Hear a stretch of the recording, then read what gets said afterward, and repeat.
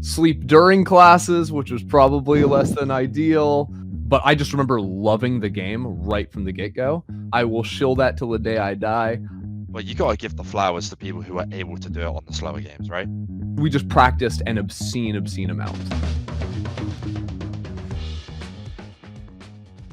Just get straight started. Well, it's nice to have you on. This is going to be a nice little chill, relax, interview and all that. But start off with, why don't you introduce yourself for people who may not know, for people that do. Let's give a nice little bit of a reminder. Well, I'm Ender, formerly of the LEC, and more recently of VCT Americas. Yeah, basically everyone knows me from League. I'll go to Valorant events, and everyone will ask me, when am I coming back to League? So you either know me from League or you probably don't know me at all.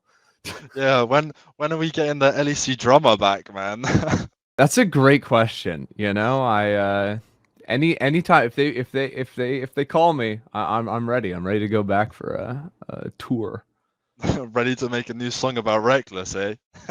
Yeah. I mean, hey, Los Ratones, we can do a little. True.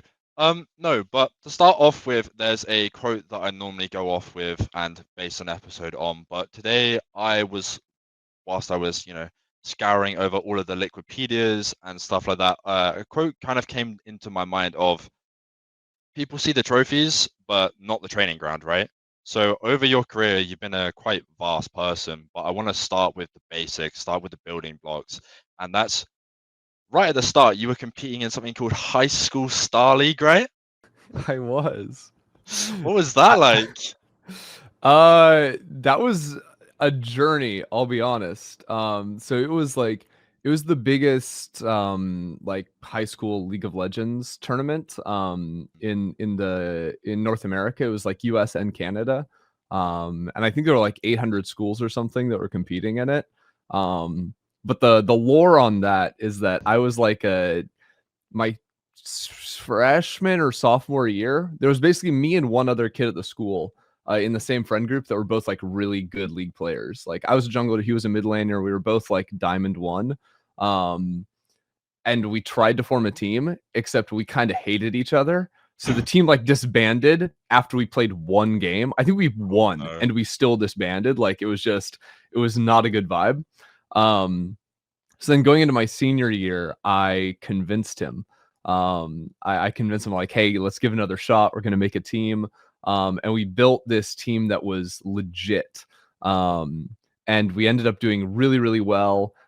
We made it to the top 4 in the tournament out of like 800 teams until we ended up losing because our AD carry had to go on family vacation to Korea. And we had to get like a plat sub to play for us. But that was really fun because I got to play against Tactical. Yep. He was playing in the league. He went to a school actually kind of close to where I was playing in. And basically after we lost that tournament, I took my cracked out mid laner. I took Tactical and his support. And a guy named Captain Nuke who went on to play for UCI, I think. It was great. I basically took like all the best players from the top 4 teams.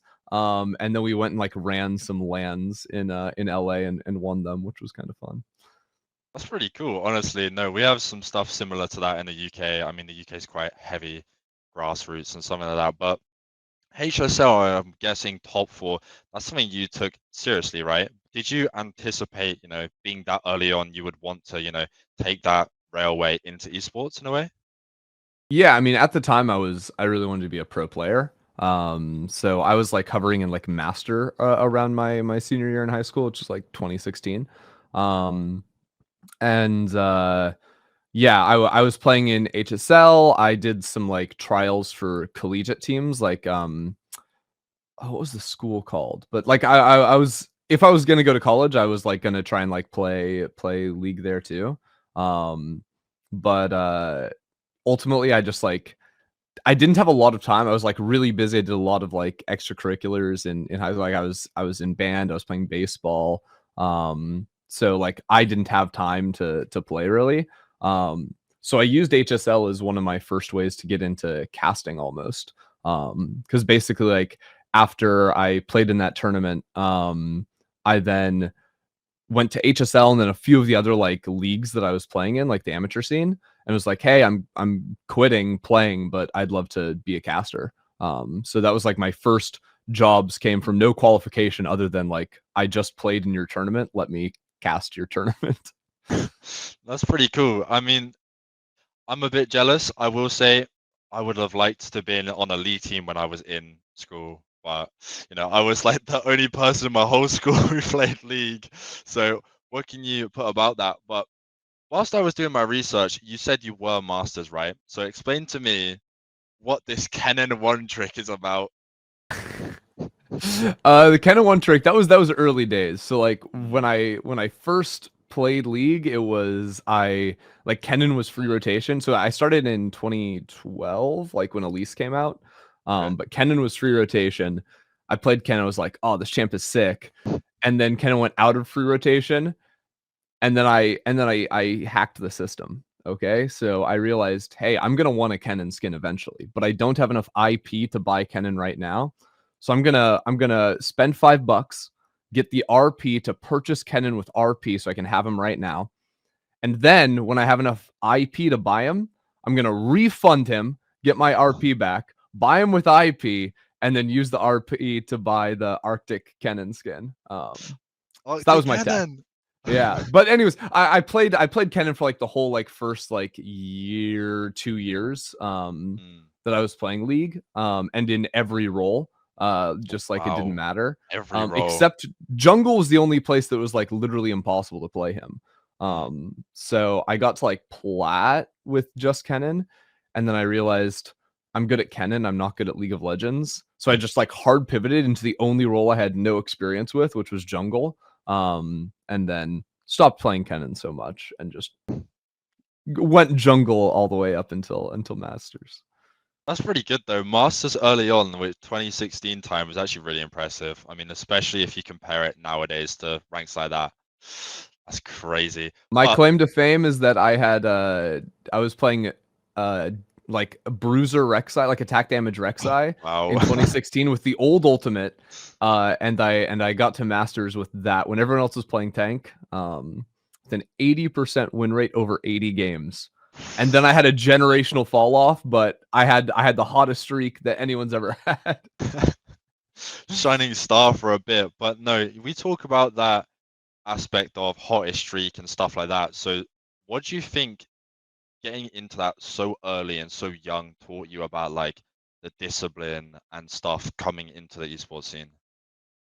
Mm, I think like a lot of my discipline actually came from outside of, I mean, it's hard to say because I think my discipline was more just to like use every like waking hour um to like get good, because like again I did so much at school that like I had to like really find time to get better at League. Because like I would be at school, I'd wake up at like 6 and then be at school at 7, and then I would like get home at 9 p.m. at some nights, like 9:30. um Wow. it was brutal. So like on like weekends, if I had days off, I would play like League for 14 hours. On school night, like I would get back and I would play like probably 4 or 5 hours of League. Um, Sleep during classes, which was probably less than ideal. And also like I would just like a lot of times like watch League games like during class or during recess. Like I watched a lot of tape is like the actual answer. So I don't know. Like in terms of discipline, I think um it was just like I had to maximize every moment that I had. Yeah, I mean, that's quite obvious and like front forward if you look at your career, I'd say as an aspect, right? We've got like early doors of, that referee aspect of when it was called like LCS, I think.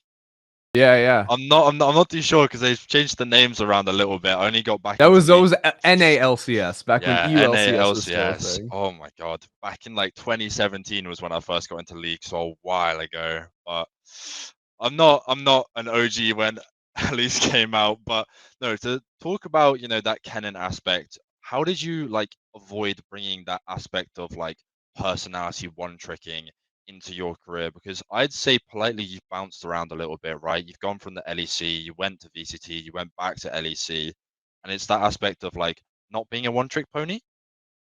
Yeah, I think it's honestly because I branched away from like just playing Kennen. And then I also like I didn't make it my personality like Captain Flowers and Scarter. That's great. Like that it's such a great bit. But like that was never like something that I was trying to do. If anything, I tried to like lean a little bit more into like my jungle expertise at times, and like focus a lot of my casting around that. But I think it's primarily just because I was so interested in the game as a whole.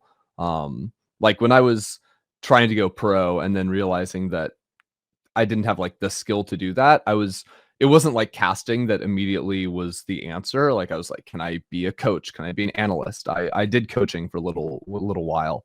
And even now in Valorant, like for the last few years, I was coaching a team. So I think I just had like a more general view of the game.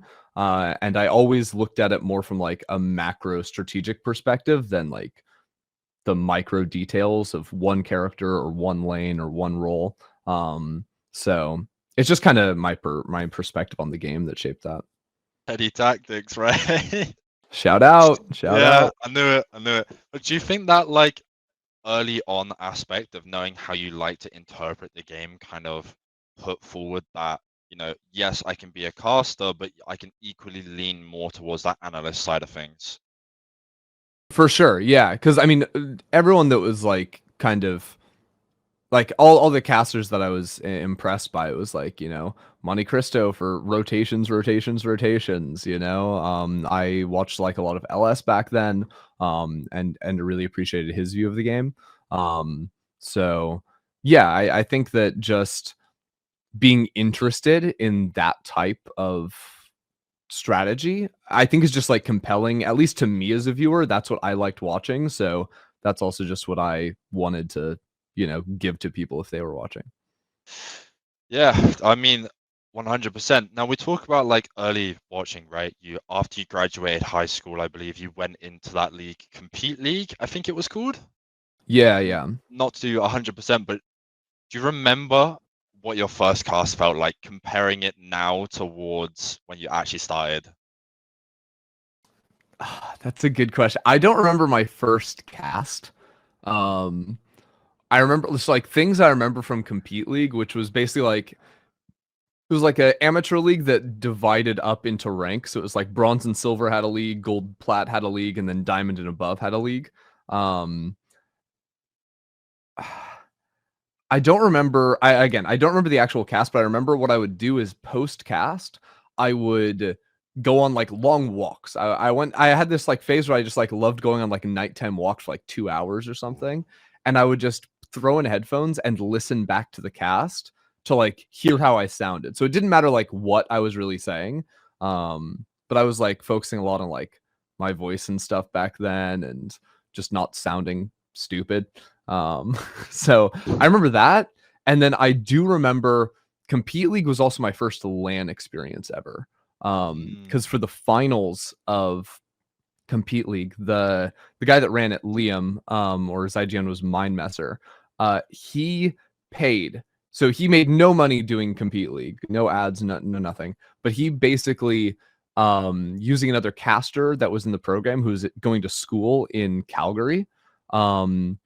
He got like the school to produce our finals for us as Ooh. like a big project. And then he paid to fly like a dozen of us out there and like stay in like an Airbnb home all together for a week to just do the tournament. And it was so cool, like having lights, being able to like we like wrote a script and filmed content and did the cast and everything. And that was the first like super fulfilling experience of working in a casting environment, and I will always remember it was awesome. That's pretty cool. What was prep like back then? Because you said that was quite a amateur league in a sense. So that aspect of, players having that background, like they might not have that Liquipedia. League is quite lucky with the fact of, yes, you've got OPGG, but some games that stuff doesn't exist. Honestly, yeah. So it was like no OPGG. It was you either like you'd watch the players during the season. So like that was like a nice thing. It wasn't just a tournament out of nowhere. We had a couple months of game footage to go through to like know the players a little more. But also I would just either Discord call or Discord message a bunch of them and just Okay. ask like, hey, can I have like information like where are you going to school? Like what's your major? Like just get a lot of like personal information. Credit card number, mom's maiden name, that type of stuff. No, Tracking but numbers on the back. yeah, but it was just like reach out to the players and like one of them was Blabberfish123 who I literally cast him in Compete League because I was doing like the diamond and above division and like I somewhere probably still have like a note card written down with a bunch of like the like prep that I got from speaking with him. So Honestly, that's great. I mean, I know a lot of leagues early on when you're dealing with minors in a way, it's a bit hard to do research on them, especially there's a thing in the UK called British Esports. It's like the main thing that we use in aspect for competing. There's colleges, there's like high schools, stuff like that. They all compete in it, but the prep is a little difficult. So sometimes, casters may struggle with doing that.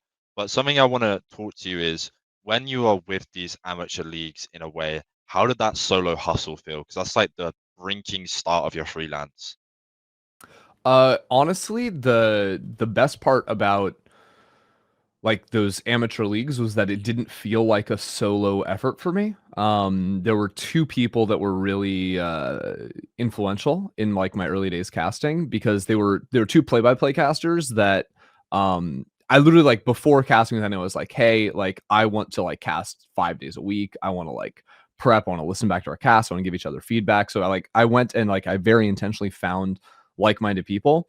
So that was Mad Magical, who's done work with like the C9 Challenger broadcast, who did Academy for LCS as well, and Opal, who now is like working in League Ops in Valorant in East Asia. It's crazy. But literally just like finding the right people to be able to like, okay, yeah, we're casting live, but also I have 3 hours. Do you want to cast over LCK VODs?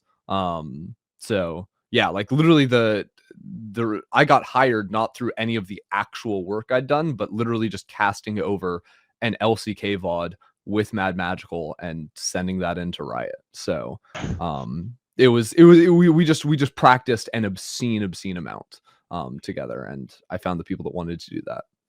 I mean, that's really impressive, unironically, but talking about the people that you wanted to cast with. Now, as I said, have been doing a little bit of research, a little bit of stalking, some may say, but it's not having any maiden names. But final cast of Compete League, Captain Flowers. How was that? Oh yeah. Yeah, that was a wild one. Because I think Captain Flowers had done some casting for like a sister league of Compete League. And yeah, he got looped in to do the finals. And that was like really cool because that was his last ever amateur cast before going to the LCS. So literally like we're in a call like prepping and stuff, and he's like, yeah, I'm flying to Los Angeles in a couple of weeks. Like it was like, oh my God, that's crazy. And then you see him out there. But I remember just being like straight up impressed. I couldn't tell you anything about the cast itself other than I remember one moment like visually we're in like bot lane towards blue side tier 2 tower, and there's like a fight happening, and he made some kind of like reference to like during his play-by-play, his reference like a battle in World War One. Like it was crazy. And it was eloquent, it was like historical, and just like somehow fit them. And I just remember being like wildly impressed. Like, how in the world does someone think of that on the fly and sound so good? So I was just kind of like, okay, I totally understand why this guy is getting hired while casting with him. No, just give him the mic. It feels like a little bit, if he's doing his thing, just, Yeah. you can take it, you can hug it for a little bit. But when you said that you found like-minded people, you were starting to get along with them more, they were starting to become your like present, and your performance was increasing in an aspect. Did something feel like it was clicking, like you were getting more close to, essentially getting into Riot? It did, but it probably shouldn't have. I like always have just been like very overconfident. So like I thought I was so good. You don't understand. Like I thought I was the best. I was like, man, I'm so much better than all these other casters that are doing it right now, whatever, whatever, whatever. So yeah, I to answer your question, yes, but like going back and listening to even like my early casts actually on ULCS, man, I was Ooh. terrible. You wouldn't want to give them a listen back now, would you? No, I actually I did for fun, and I Ooh. was in pain, like literally in pain. Like my voice sounds completely different. I was saying just nonsense half the time. Like I don't know why I got hired. No, I mean, I feel like that's the case of a lot of stuff. Even when it comes to like pro playing, like you're on that high level of, okay, maybe I was a tier 3 player, but now I'm a tier 1. Let me go back and watch my gameplay. You're screaming at the screen half the time. Yeah. What am I doing? No, but you said you were always a pretty confident person, right? Especially when you were younger, that aspect of baseball, was it? Yeah, baseball and marching band. So I was a pitcher in baseball, and in marching band I was the guy standing at the front waving, his arms to conduct, keep Oh, time.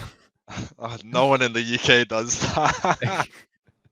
That's okay. There's like 5 people that are watching from America that might understand what that means. 100%. Do you think that tied into your confidence somehow?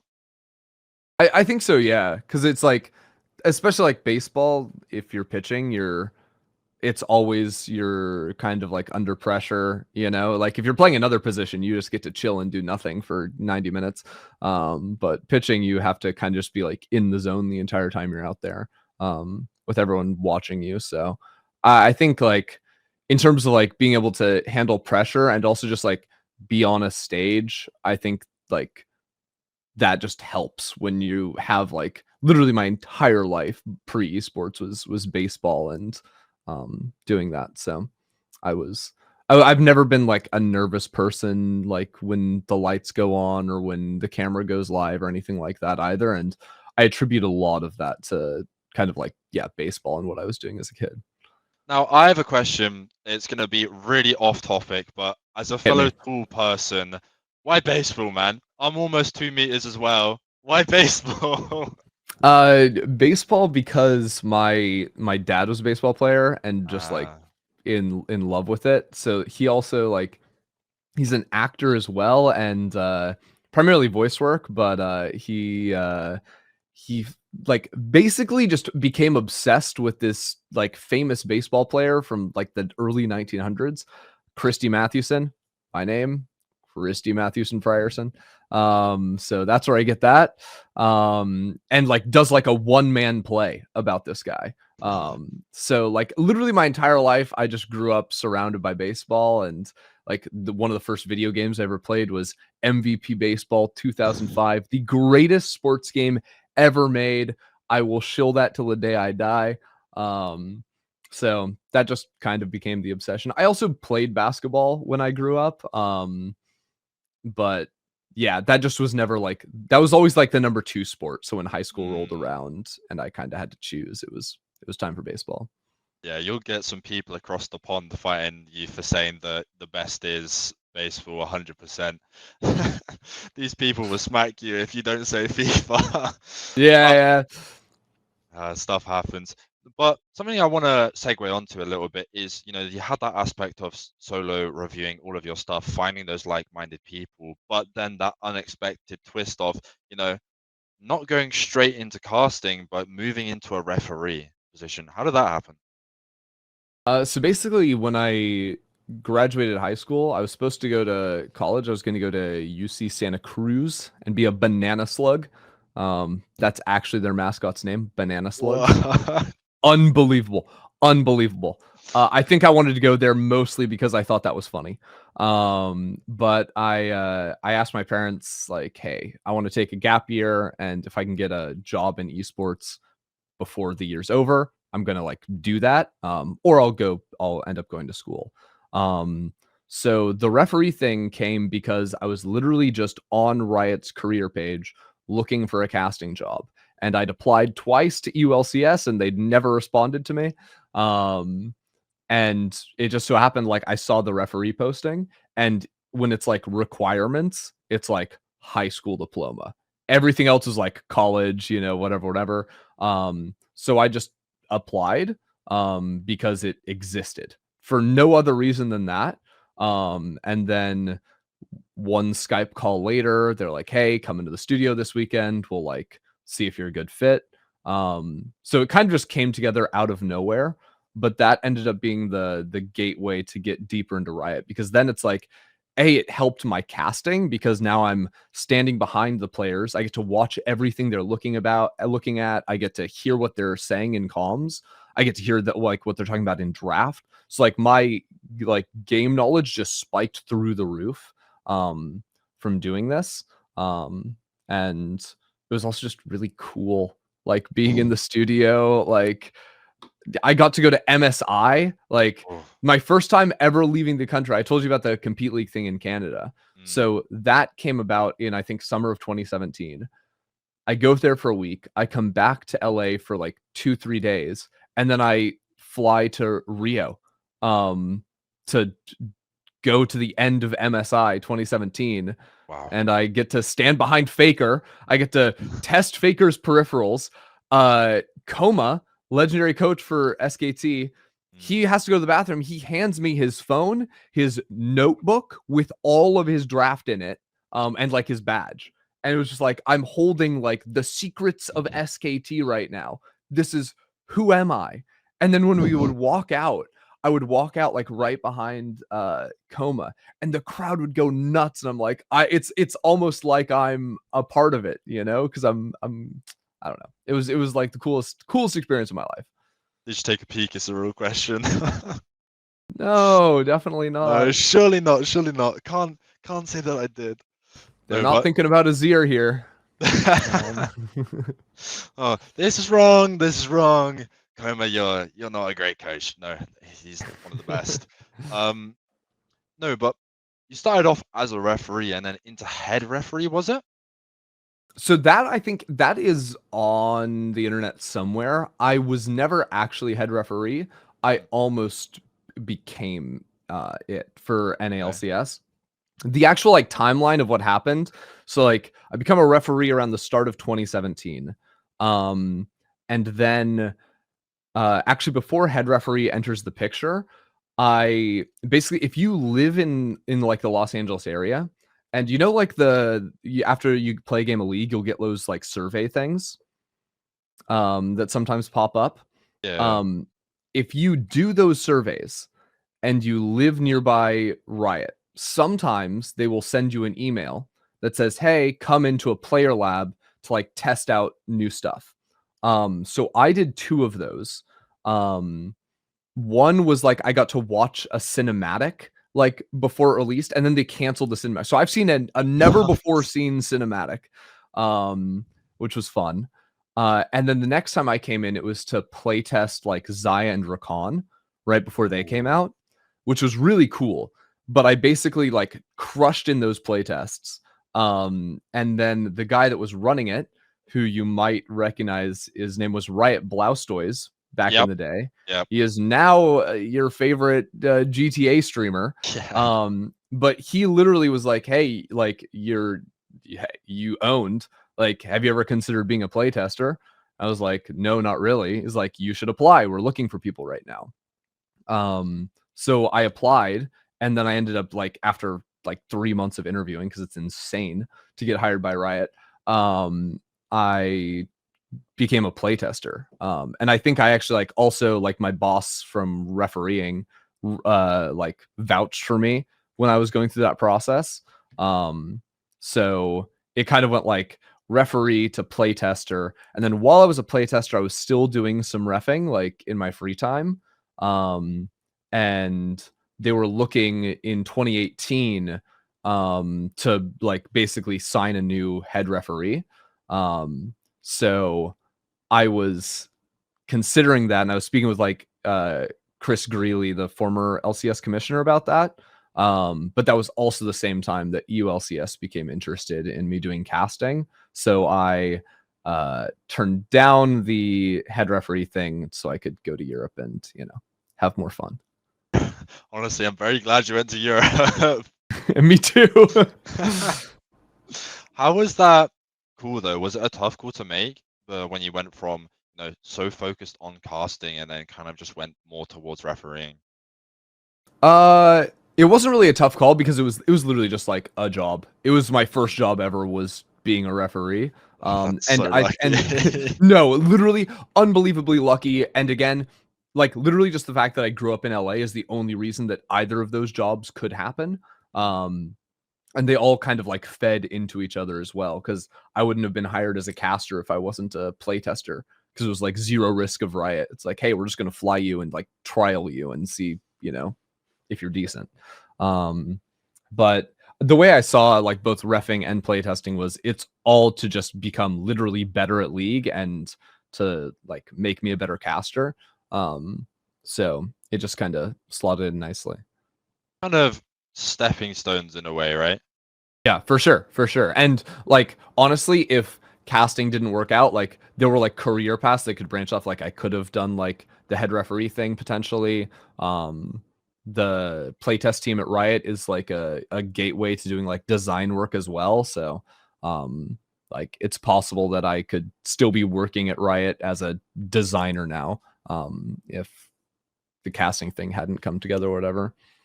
So you said when that kind of on the scale of head ref and LEC came about, you went to LEC. How did that opportunity come about? Did Riot just contact you? No. So basically it was heading into 2018. Quickshot actually made a tweet that was basically like, hey, we're looking for a new color caster. Because at the time they only had Deficio and Vedius, and Deficio was like kind of Deficio knew he was gonna quit, basically. So they're like, we need to like sign someone and like start training people up.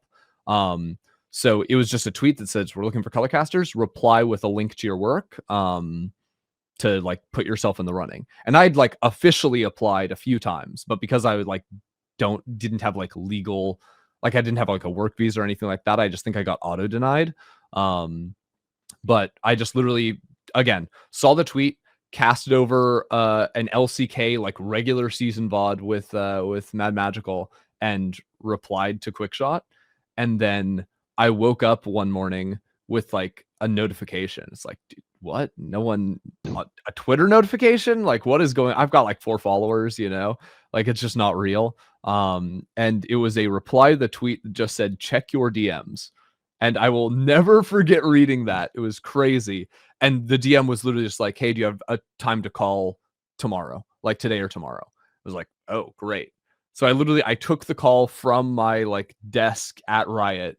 And then like his face when I told him like, oh, I'm a rioter, it was like it just lit up, because it was like, oh my god, we're gonna bring you immediately. Because I think like originally it was supposed to be like an interview, like, oh, let's see if you're a good fit for the job. But again, because I was already under contract with Riot, like the second he knew that, it was just, oh great, like we're gonna bring you out as soon as possible, because there's no risk.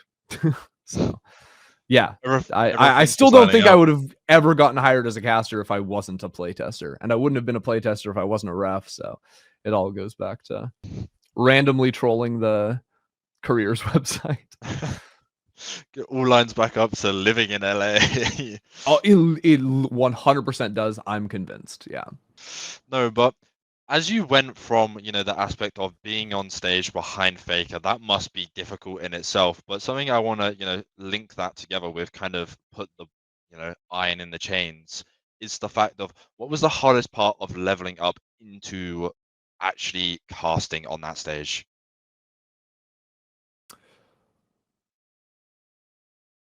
It's a good question. I think like in terms of casting, it's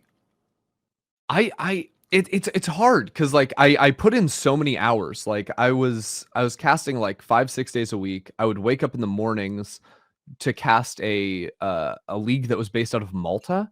So it was Wow. like around like 9 a.m. I'd have a like a cast for Malta. Then I would stream for like 4 or 5 hours. Like coaching, playing the game, whatever, and then I would cast Compete League at nights. So I think I just did so much work that I don't even know like what the actual level up process was like. I do remember I did a lot of work with just like my voice in general because I have a like a higher natural like resonance. Like my voice used to be like way more up there, and I just didn't like the way that it sounded. Um, so I just did like straight up like vocal training, trying to like bring it down into like where it rests a little bit more now. So that's what I remember working on the most.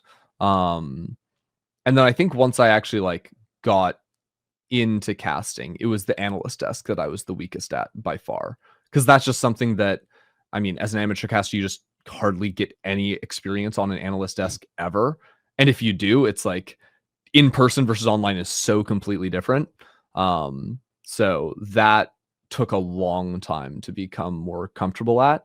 And I mean, luckily I was working with Shock, so you can say anything Yeah. and still look good up there. But that was the struggle for a long time. Yeah, I can get that. I mean, you may know your stuff, but it doesn't mean you have that camera presence, right? You could be the world's greatest caster or analyst, but if you're not comfortable on that camera, you may struggle, right? I mean, Yeah. uh, there are some clips that I remember seeing you on the analyst desk or even on just the stage, the Ash ult. Yeah, yeah. Stood like Yeah. that for 10 seconds. I got wild. That's the other thing is like when I started casting, I was like, I mean, dude, they made me wear a suit and tie, like it was awful. But I think just like once you become like more comfortable, and also once the audience becomes more comfortable with you, because like when you start, you're given no wiggle room, you know? Like if you do something silly or experimental and it doesn't work, like people will just like remember that and flame you for it for years. And that like Yeah. happened to me at times. But I think just once people become more familiar with you, you have like just a lot more freedom to try crazy stuff like that. So sometimes it hit, sometimes it didn't, but yeah, you do enough uh serious work that you can build up some like credit, I think, to be able to spend away on the silly stuff. Yeah, I mean, 100%, power of individuality, make it so that you've actually got that base level of being able to be recognized, but then you can level it up like the sideshow cosplay. Yep. That was another one that was just like I was like, "Hey, can I get a bald cap?" And they're like, "Yeah, great idea." I was like, "Okay, cool. Let's do it." Like there was nothing more to it than that. It was just stupid.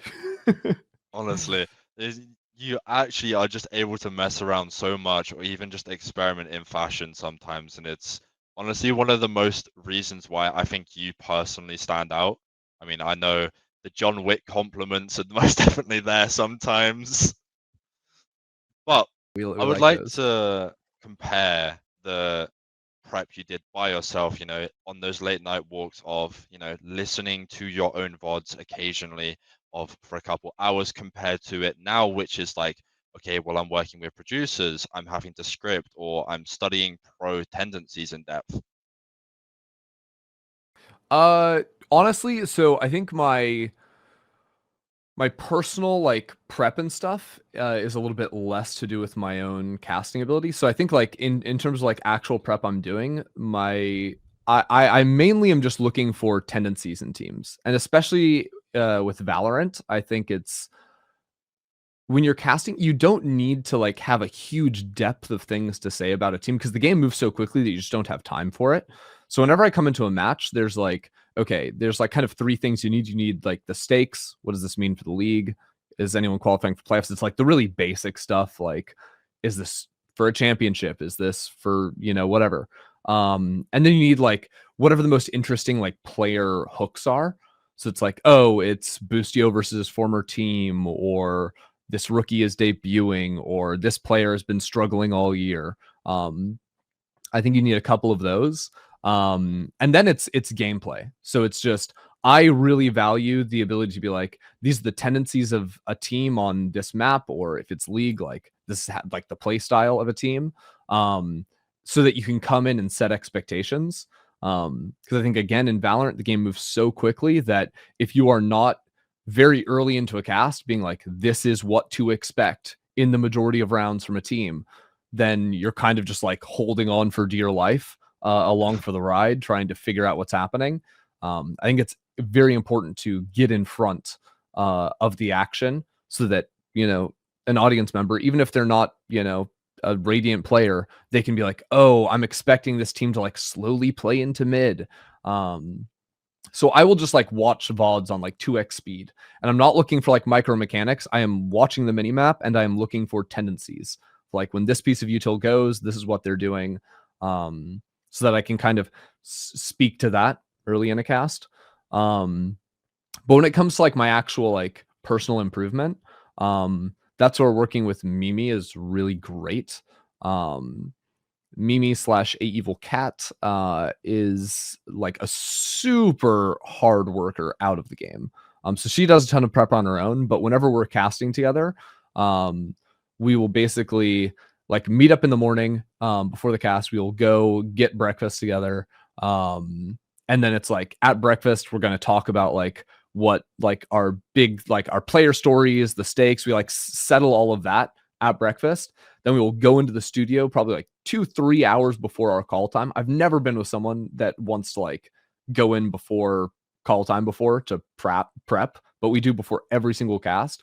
And the first thing we'll do is we'll listen back to our most recent cast, like entirely, and give notes on it to each other. So in that sense, it's like very collaborative and we're just improving. And then we will literally practice cast over maybe half a game, maybe a full game. It sort of depends how much time we have, as I almost knock over my coffee. To just like get warmed up. So the majority of like actually listening back to my own work now is done like with her. And yeah, that's been like really good for just like rapidly improving working with her. How would you say, because you do all of this prep beforehand, when it comes to like going over gameplay and stuff like that, how would you say that you make it so, yes, you've warmed up your voice, but you haven't put any strain on it for that actual important match? It's a good question. I used to do like vocal warm-ups and stuff when I was on LEC. I honestly don't do those anymore. Like, I mean, I do like very light ones, but I used to be like a lot more intentional. Like I had a program I did, and now I just kind of like warm up my mouth. I'll do like I don't know how to describe this if you're not a music person. But I do tonguing exercises. Oh, that sounds really bad. Yeah, no, I there's not a better way of doing it, but like no, in like music, so I was a trumpet player, and there's like normally when you make a beat, you da da da da da is like what you do, but like if you want to go like really fast, you can like activate different parts of your tongue. So instead of just like doing the tip of your tongue, you can hit like the back, you can hit the middle. And instead of going like ta ta ta, you go taka taka taka taka or taka taka taka, like really quick like that. So I'll do some of that, but it's really not as intentional as it used to be. But I'm also benefited by well, up until last weekend, I made the switch. I'm doing play-by-play now when I cast with Mimi, so that's a different story entirely. But I might need to do more vocal warm-up now. But as a color caster, I didn't really feel that it was super necessary unless I was going into like League of Legends best of fives. Then I would be more intentional with it. Yeah, that's a welcome to my world, man. I'm play-by-play best of 7 Overwatch. That was yeah, that was that's difficult. crazy. No, but in a way, this is, as you said, like it was when you were back in that amateur league of casting. You know, you had your people, but really, it's just on a different level now, right? It's just more intentional, no? For sure. And also being in person helps out a lot. Like even if it just sounds like, oh, we're listening to like one VOD together, like that seems like it's less like listen back than I was doing previously. But just like the intentionality behind it and going like immediately from we get feedback, like we give each other feedback, and now we're like casting for real. Like I just really love that work like cycle. It flows really nicely, and especially when we've done like game changers, like global events in the past, where it's you cast for 10 days in a row, and it's like, Wow. oh, we'll like the progress we've made from like day 1 to day 10 is crazy. In those events, those are the most fun. Now I have a question. When you first moved into the LEC, do you remember your actual first day of casting? It was with Medic, right? It was, yeah. So I think it was week 3. It might have been week 2.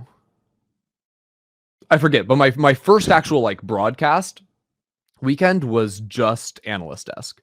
So that was different because like I basically did the first show day and it was amazing. Like one show day and it went from like originally I didn't know it was like, oh, if you do well we'll keep you around for a few weeks, something like that. And after the first show day everyone was like, that was amazing, like we're keeping you, like stuff like that. So I felt like very confident very early from like when I got there. But the actual cast with Medic, I don't remember it personally. Other than I did go back and listen to it maybe like 6 months ago, and it was a train wreck. Oh no. Hey, at least you can make I some think. content out of that. Yeah, it wasn't. I'm still working all these years later, so it couldn't have been so bad. But 100%, man, 100%. it was not good.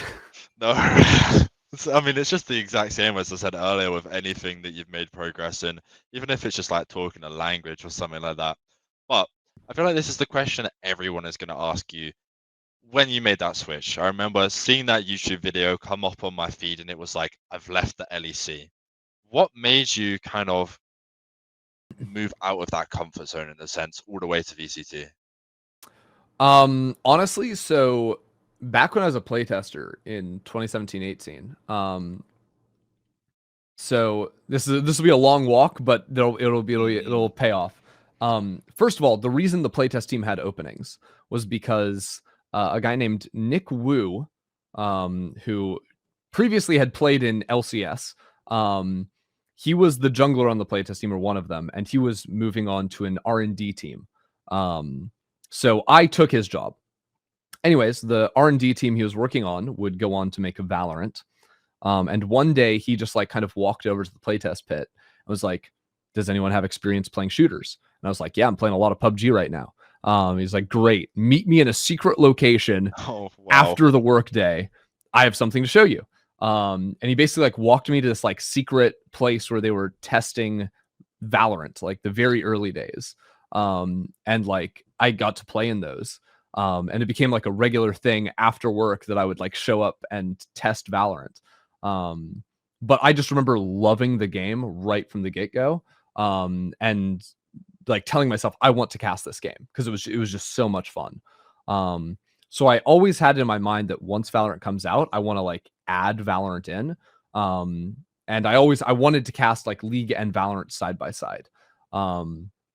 But around like 2020, 2021, after the game had come out, there was like the first strike event at the end of 2020, which was like the first actual tournament.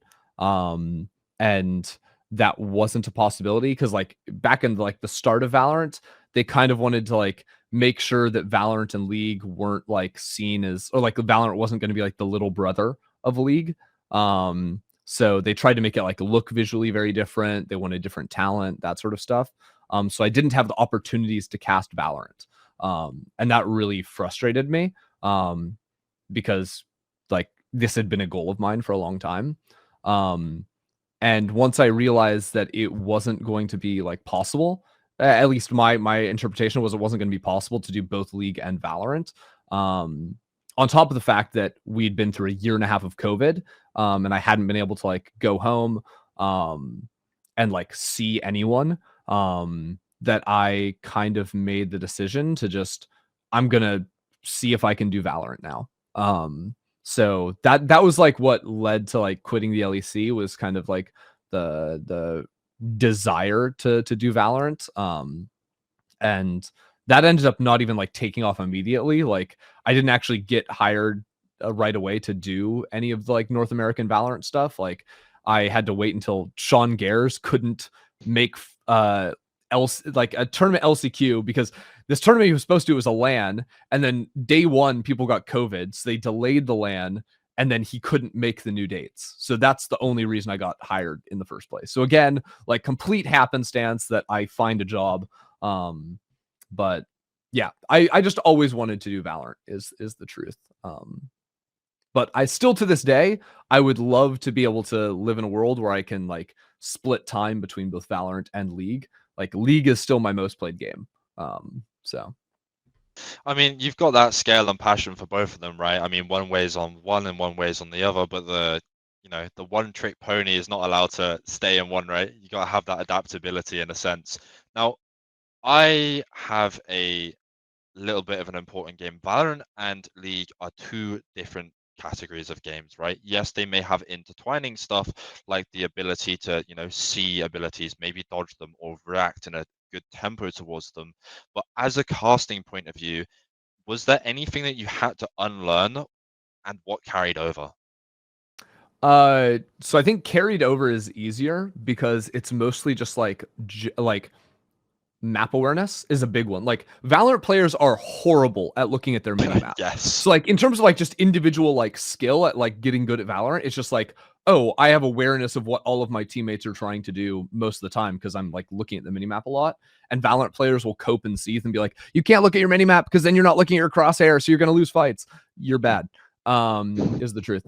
But so I think just like map awareness was a big one early. I also think just understanding like team comps helped a lot. So like team comps Yes. are obviously very different to League, but like my brain was hardwired to think about like synergies and how to build like an overall good comp. And also just like macro, I think I understood as well. It's a little different than League because League is a lot more to do with just like numbers. And if you have higher numbers, you kind of just checkmate your opponent. Whereas in Valorant, because one person can instantly kill three people if they make a really insane play, that's not like as true. But yeah, I think it was a lot of just like macro understanding of the game. The biggest thing I had to adjust to was how quick the game plays out. Yeah. Like there's no downtime. In League, you can do tricasts the first 15 minutes of the game. Color casters get to have so much fun because you can talk about anything. In Valorant, it is all moving so quickly and things will like change very quickly. So you just are always on your toes. So in a sense, casting Valorant was just impossibly hard for me early on because you're always in a rush, but you also have to not make it sound like you're in a rush or you're, stressed out or anything. So it was straight up just the pace of the game was the biggest thing that I had to figure out. And now I think that casting League is so incredibly easy. Like when I go back to it, it's like, oh, you've got all this time to work with. Like there's different things that are challenging in League, but I think my experience was that Valorant was just really hard. But that's Yeah. also what made it fun and made me want to like do it more and more and more, was that League had become easy to me. So I can kind of get behind that. I mean, personally, I'll talk about myself a little bit here. Apologies, but I started go for it. originally with Overwatch, right? I played that. I got pretty high up. Got into a tournament, I think that was like for 60K. Played it out, didn't win it sadly. I mean, had some exterior issues on why, but oh well. And then I went from Overwatch and tied it with League at the same time. So that fast tempo in an aspect of the team fight, the team cohesion, I was all used to, and then tied it in with Valorant as well. I really struggled when the aspect of, from a playing point where you have to play a little bit slower in a way, I literally couldn't do it. I had to play Neon, otherwise I could not play the game. Yeah. But I found it even harder from a casting point of view, with the fact of this is probably why I've always chosen play-by-play, because I like that overtime in Overwatch. I like that little bit of a fast-paced type of M&M speed when it comes to casting. But you got to give the flowers to people who are able to do it on the slower games, right? Yeah, for sure. And I think like the way that especially like play-by-play sounds in like League compared to a game like Valorant is completely different. And like because you have people that will rap God in both, you'll have people that'll be slower in both, but like Mm, I think that the thing that league casters do insanely well is that a play-by-play will kind of like tell you a story during a team fight. And it helps yes. because like league team fights are very easy to understand, right? It's like usually there's like some kind of like win conditions like kill the AD carry and you win the fight, or can you win the smite fight at Baron and win the team fight, then you win it. So it's like play-by-plays will go into team fights in league with very clear like idea of where it's headed. And then like they can say the most random shit. Like Medic will say random shit, you know, that is not League of Legends abilities, but like Mm, it will be perfect, you know, for the moment, and fit the story that he's trying to tell. Whereas in Valorant, you kind of have to like course correct yourself all the time because it'll look like someone shouldn't be able to get a kill, but you can't preemptively say that because there's always the chance that they do because it's just a one-shot headshot. 100%. Um, that you have to like really adjust on the fly a lot more. So it's way harder to tell a cohesive story in a Valorant team fight. Um, but it's also like usually way sicker when one person like pops off because it's not like their champion being OP or something. Yeah. Um, so you can have like the really fun like pop off out of nowhere, like everyone is shocked moments in Valorant cast, which make that fun. Yeah, it's not like someone made a mistake at 2 minutes and now the game's over, right? But Yeah, exactly. especially especially with Valorant, I love Hamzi's way of doing it, with the aspect of as soon as something happens, you raise your voice like a tone up, and it kind of sounds Yeah. like you're elongating the word a little bit more. So then if something happens, you can just kind of bring it back down, and it's like, oh, the aspect of storytelling is still there. But now I have something for you. You casted League, you were analyst for League, analyst for Valorant, and casting Valorant as well, right? Sorry, I'm messing Yeah. up my words a bit there. Some would say like the Agent 47 of casting, but when it comes to stuff like this, what is the prep like? Of course, you've got prep in League and then Valorant, but what's the main differences between the two? I would say in League, there's kind of like I have just so many years of doing League that I can like always draw back on that knowledge. Like even now, like I haven't like watched League super seriously this year, but we're doing like I'm watching MSI and I'm like thinking of like what I would draft here, and it would sometimes be right, even though there's like 20 new champions. Um, but I think in League, it was also because there's like a deeper history of the players that I think like when you prep, you just have a lot more to draw on. Um, I wouldn't say the prep is so different in terms of what I'm doing out of game. Like in terms of like not watching VODs. Like it's the same sort of stuff. You're trying to like draw back on like the history of the teams and the players. But I think Valorant is tougher in a way because in League you play the same map every single time, and if champions change, like I don't care so much about like, oh, if they're playing this champion that I haven't seen them play before, like I still know how that champ is played. But in Valorant there's 7 different maps in the pool that's constantly changing. So if I haven't seen a team play a map before, I am hopelessly lost, you know. So I think it's just like more critical to watch more footage in a Valorant. Like if you're prepping for Valorant, you just have to watch more tape Yeah. to actually be prepared. Whereas in League, like, okay, I know how G2 play. I don't need to watch last week's games like 2 times over to like feel comfortable going into a cast. It's way easier to coast in League, to be just candid. Yeah, 100%. I mean, about the maps, sometimes we get the winter map, sometimes not all Oh the yeah, the time. winter map, sure. Doesn't really change much apart from making it a bit snowy. But I'm going to Yeah. ask a little bit of a spicy question. You may not like it, you may like it, but which side do you think is more personally fulfilling now? League of Legends or Valorant? I think Valorant is more fulfilling. Um, just in like kind of what I was talking about earlier, it's just harder for me. And I'm constantly like changing up what I'm doing. So like when I first started casting with Mimi, we started doing like hybrid color casting and play by play. So like we were like tossing every we timed it. We did a tournament and we were averaging like 7 seconds between handoffs.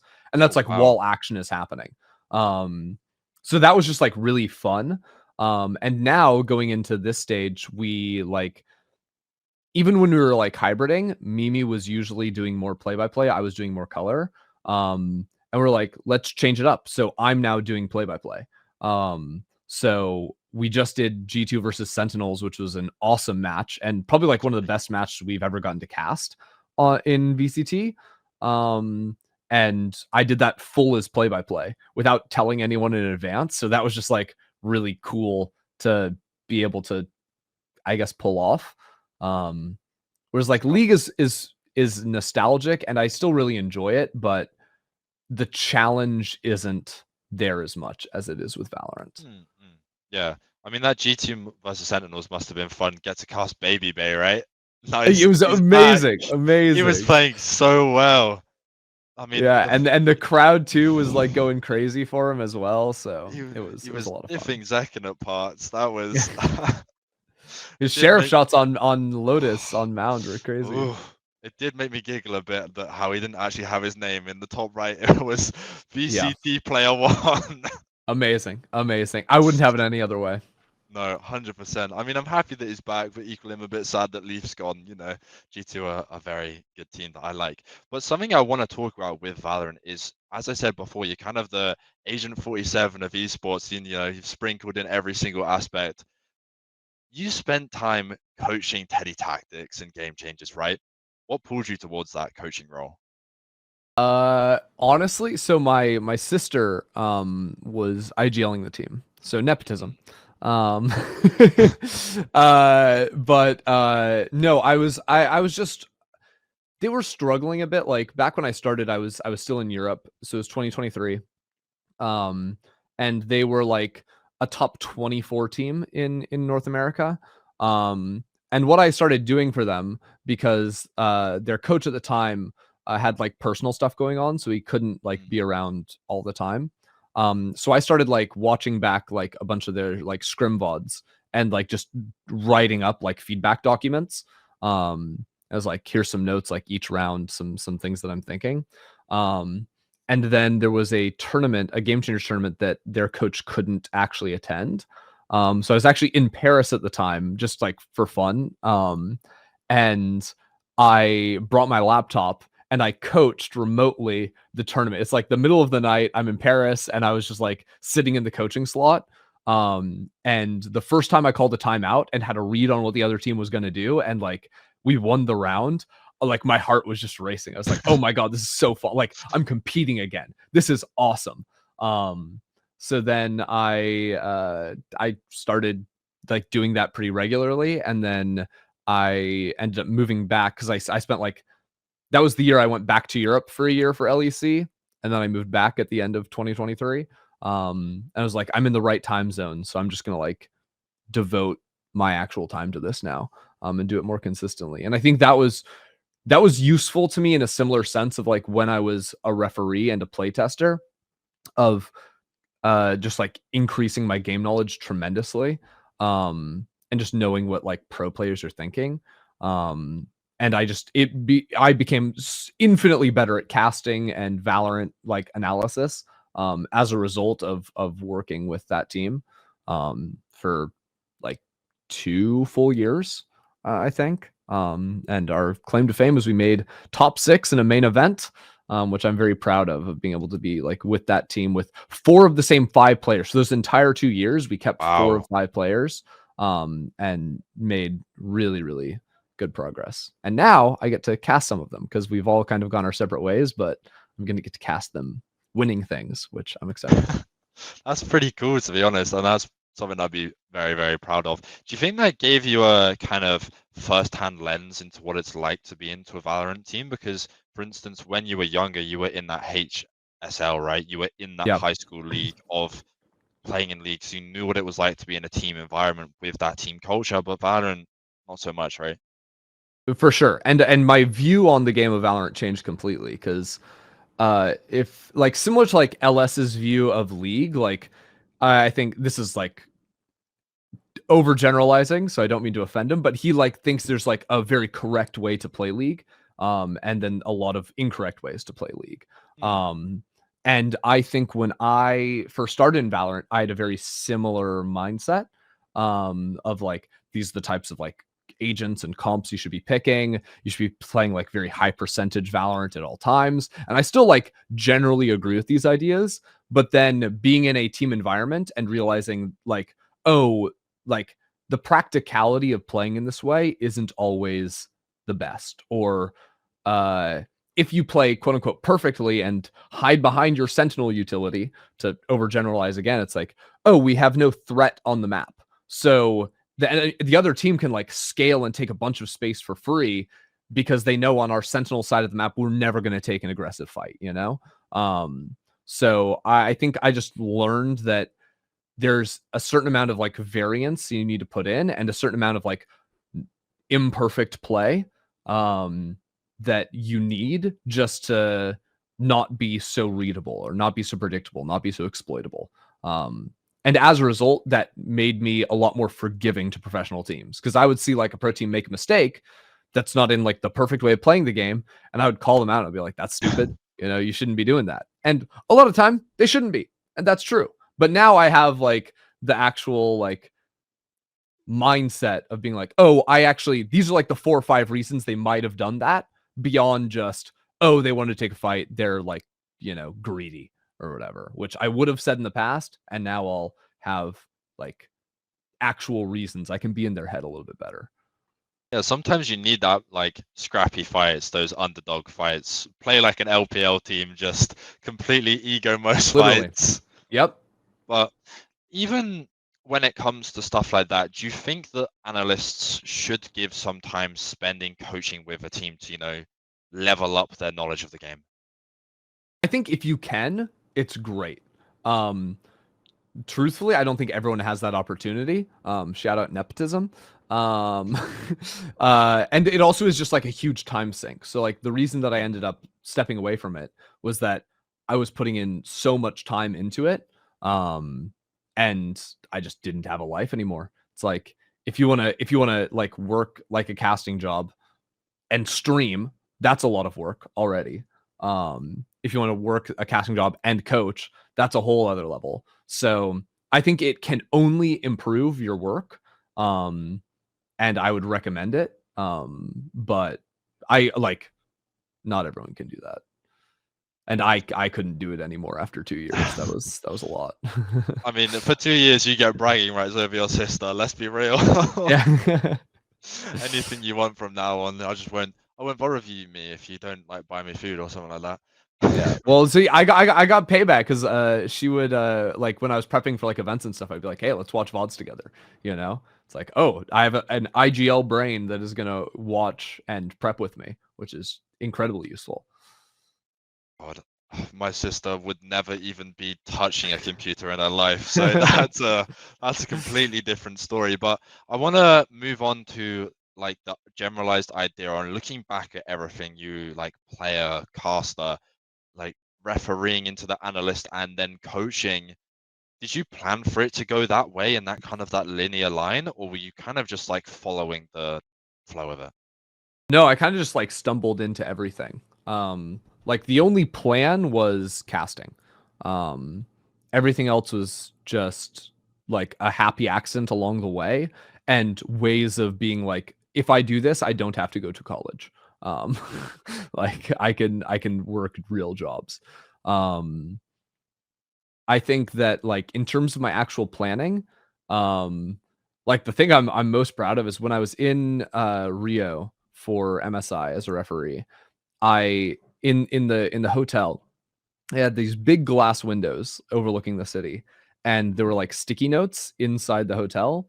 And I remember like writing on the sticky notes and like pasting them up there, and it was kind of like my plan for the next year. So I had like this week I want to like do these 3 things, and then like this is how I'm gonna like work on this. Was like I want to be like different things I wanted to like improve in my casting, and then I would write down like 3 different for each, like, oh, I want to like, I don't know, understand draft better. It would be, these are like the 3 tangible things I want to do in order to become better at draft. And then it was like I did a month goal, I did a 3-month goal, I did a 6-month goal, and the 12-month goal was I want to be a professional caster. And I did work on all of those things, and they made me better. And a year later, I was a professional caster. Now it wasn't because of like specifically of those things I did. Again, looking at like play testing, looking into the tweet, like all of those things had to come true in order for it to happen. But I'm a big believer in kind of mapping out like the things you want to get better at and specific ways to get better at those things. And I think that just helps a ton. Kind of like mind mapping your way around your success, right? Yeah, exactly. And the important thing from it was the only like end goal thing, which was like get hired, basically. That was the only thing that was out of my control. Everything else, it was, oh, I can put in time to do this myself. And that's why I was casting so much, not to stream. I was just casting over VODs, to get better and to meet my personal goals. And I think that's like the reason why I was at the level where LCS was like happy to try me out. Yeah, I honestly really like that. Now, to link that in with something, when you were in that like apartment in Rio, putting the sticky post-its like on the wall, writing your goals now, you had a generalized idea of success then, but what does the next bit of success look like to you now? That's a that's a tough question. Because I think like success for me could take a lot of different forms. I think like professionally, there's 2 things that I want. I want to I want to do League of Legends again. So like I would love to be able to work LTA and VCT Americas. And then the other like professional goals, I want to be like regularly working on global events for VCT, because those spots are pretty limited. This year I've been lucky enough to do both Bangkok and Toronto. But like I still don't feel like I have a comfortable position at those, because like Bangkok, I was a substitute caster to cast with Pansy, which was amazing. But Hypok's back now. Toronto, I did analyst desk work. So I think for me it's just like getting to that level, and primarily like working on play-by-play right now, because I think I really enjoyed doing that with Mimi. And I'm going to be like basically splitting time now casting with Doug, because Baby Bay is gone. So when I cast with Doug, I'll be a color caster. When I cast with Mimi, I'll be a play-by-play caster. And I think that's just going to be a really fun challenge for the rest of the year that I'm going to be focusing most of my energy into. Honestly, that is most definitely something that I think sums up your career, if I may say, just in a whole, a sprinkle of, on one side doing the play-by-play with Mimi, but on the other side going back to your roots of the color casting with Doug. And honestly, not fitting into that one thing, I think is really impressive. Thanks. I honestly like I get so bored is my problem. Like like part of the reason I wanted to do Valorant was because I was kind of bored of League, the reason I wanted to like change up how to cast Valorant is like I was kind of bored of doing the same thing all the time. So I'm just I can't stay still. I've always got to be doing another thing. Don't worry, I'm the exact same. There's a reason why I play Neon, and then in League I play Alistar, man. That's crazy. That is crazy. Hey, Alistar's the GOAT. I just got to put it out there. I mean, you've got Kennen, but does Kennen have 2 horns and is a big, muscly purple guy? No, he is purple, but he is purple, so we do share some similarities, but he doesn't have his own kettlebell or cowbell. So no. I think I may be winning on that one. I'll give you this one. Random question. how many mastery points do you think you had on Kennen by the end? Because you were a one trick for 2 years, you said. I think so. Mastery didn't exist back when I started Oh, playing Kennen. So I wow. don't actually think Kennen is my most master champ. He's like probably 3 or something. Oh no. So I have no idea. I have no idea. No, honestly, I'd say that's fair enough. 100,000 arbitrarily.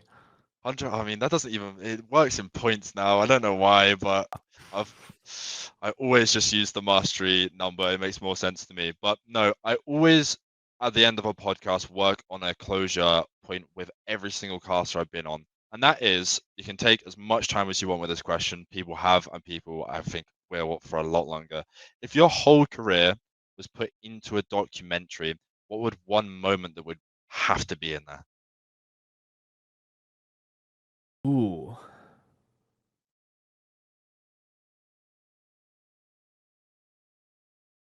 That's a good question. Mm, it's a hard one.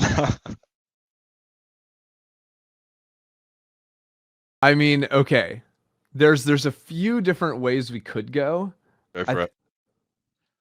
I mean, my classic moment is again in Rio. I was behind Faker when a fan rushed the stage Mm, after he won the trophy. So wanted a that's hug, like right? he wanted a hug and he got the hug. And I was asking, am I supposed to tackle this kid? I don't know. So that's the funny one. But I think if it's like about casting in particular, um,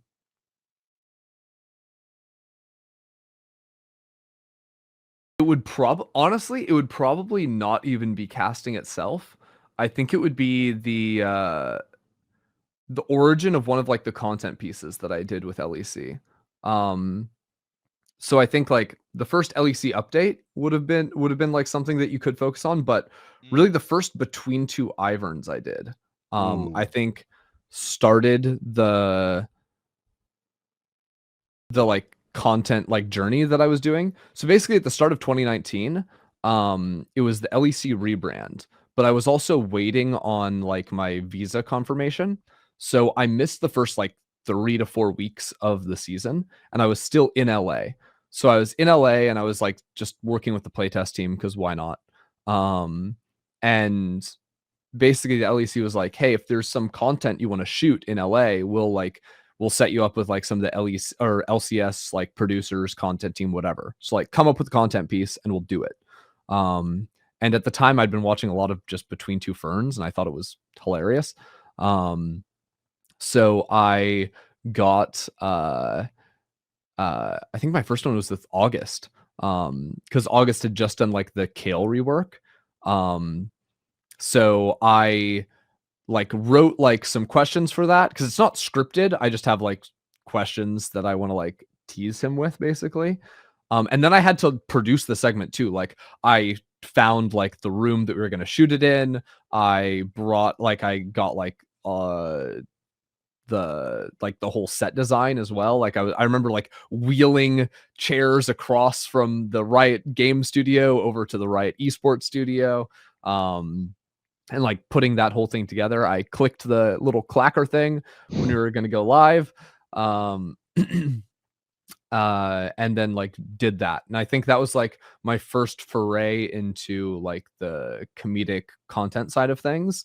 And then out of that, like that became like serialized on LEC. And then like later that year I did LEC update and a bunch of other things. So that was kind of the start of my journey, like carving out my niche in the LEC of, oh, like Ender will like write a lot of content because that's something that maybe back in the day people knew, but like I did so much writing for the LEC while I was there. And that's like some of the like the work that I'm most proud of, honestly. That's honestly, I remember watching stuff like that and actually really liking it. But to think that a quote unquote caster or on camera analyst was behind it, I would not have thought that.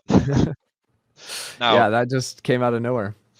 I did say that was the last one, but I do have one that some people will want to know. Now, as a caster, you are not meant to be biased, right? But I feel Okay. like you've got to have a favorite team, right? Uh yes and no. I think so I truthfully don't believe this shows in my casting. but I think that it was impossible not to like old G2 in LEC.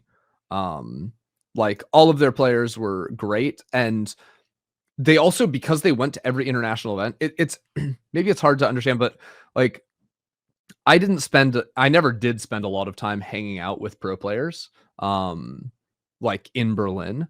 But when you go to like on road trips, you know, whether it's like a finals weekend or you're going to like Worlds or MSI, like you're usually all like in the same hotel. So you naturally just like spend time like chatting in the lobby, whatever, you know, seeing each other at breakfast or dinner or anything like this. So I just naturally got to know a lot of the G2 guys a lot better. To the point where, like, we were playing like Valorant when it came out. Like it was wild. So I would say like, yeah, that old G2 team was definitely my favorite, but it wasn't so much because, you know, I cared about G2 the org. I just like, you know, liked those players. So yeah. I'm fans of players. I don't ever really care about teams, if that makes sense. Yeah, But if a team has like 5 players that I care about, like, oh, it's nice to see them win. But again, I won't like actually care about them winning until it's like we're at a global stage, you know? A bit of a glory fan in a way. Yeah. No, I remember I've always been a bit of a die-hard Fnatic fan, Valorant and LEC. So when I saw that washing machine content segment piece, I was a bit Yes. like, I remember you bringing up Hillisang, and I was like, nah, man, that's my favorite player. Please, I love give him a Hilly. Love little Hilly. bit, give him a The little bit of a professor. break. Yeah, Philly the professor, you know, and then he left, and I wanted to cry a little bit, but we will talk about that another time. Thank you very much for coming on today. I hope you have had a nice time and a little bit of a decent conversation. If you would like to, you know, brand yourself, show yourself, the socials will be up on the screen. So, you know, have a little bit of a, this is that, this is what.